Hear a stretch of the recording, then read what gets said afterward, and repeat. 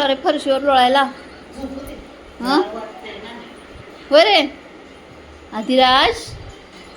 ए अदू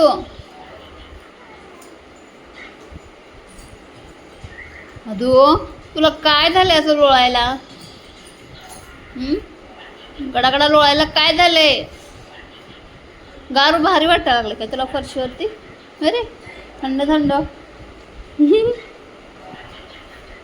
ए आदिराज आदू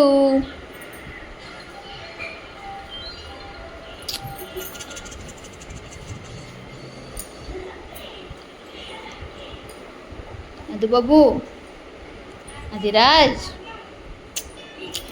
आदिराज आदिराज बाबुडी.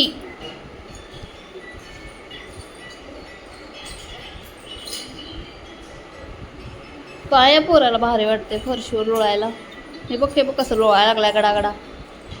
हे बघ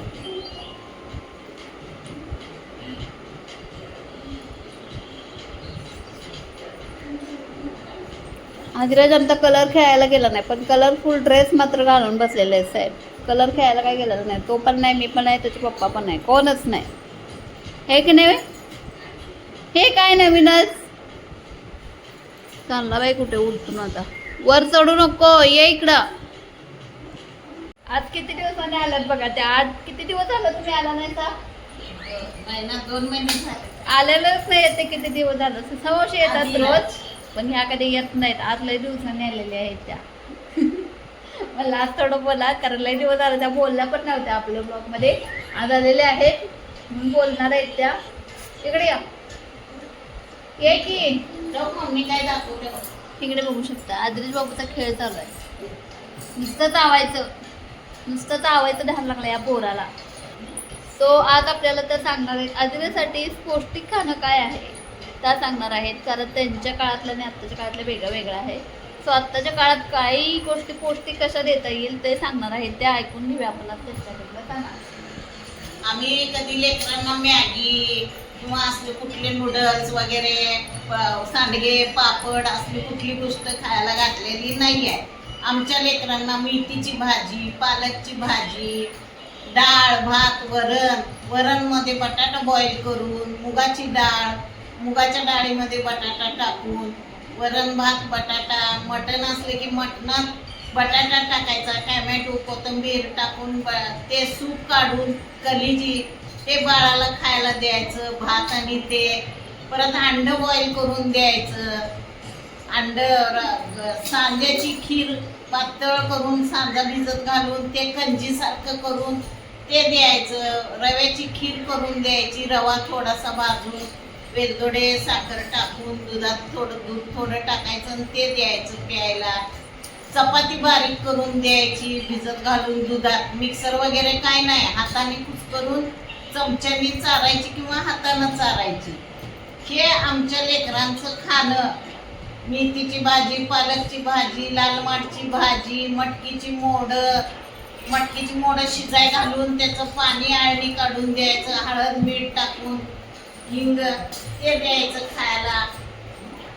मटण असलं की मटणातला नुसता कलिजा बटाटा उकडाय टाकायचं. भोपळा, दुधी भोपळा लांबडा असतोय ते भोपळ्याचा तुकडा ते द्यायचं काढून खायला.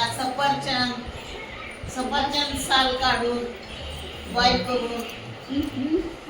केळी चारायची हातानं चुरडून केळे चारायचं. बारीक हातानंच करायचं आणि ते केळ चारायचं. ज्वारीची भाकरी करायची, मीठ घालायचं, जाड भाकरी करायची छोटी आणि त्याच्या आतला मधला गाभा काढून बाळाला चारायचा. नाचणीची कंजी करून, नाचणी भाजून दळून आणून नाचणीची कंजी करून ते भाजायचं. काय सांगायला ते आई बघ तुझ्यासाठी सांगायला लागल्यात.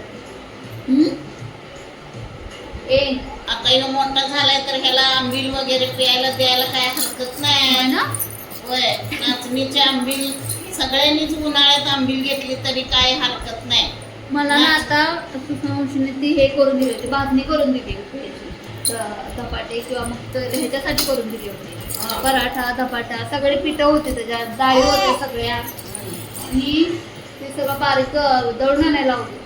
भाज्या घालायची कोणती पण भाजी पाहिजे पण भाजी कापून आता घालायचे. फक्त मी काल परवा काय केलं होतं, एकदा कांद्याची घातली होती, एकदा पालक, एकदा मेथी, हा, थोडं जिरं, हा, धने पावडर हा. आणि लसूण, आलं, कोथिंबीर. कोथिंबीर मिक्सरला वाटून त्यात मिक्स केलं. हा. त्याला असं पराठा केलं, करून दिलं होतं. खाल्ला होता आवडीने. मग तसंच चारायचं.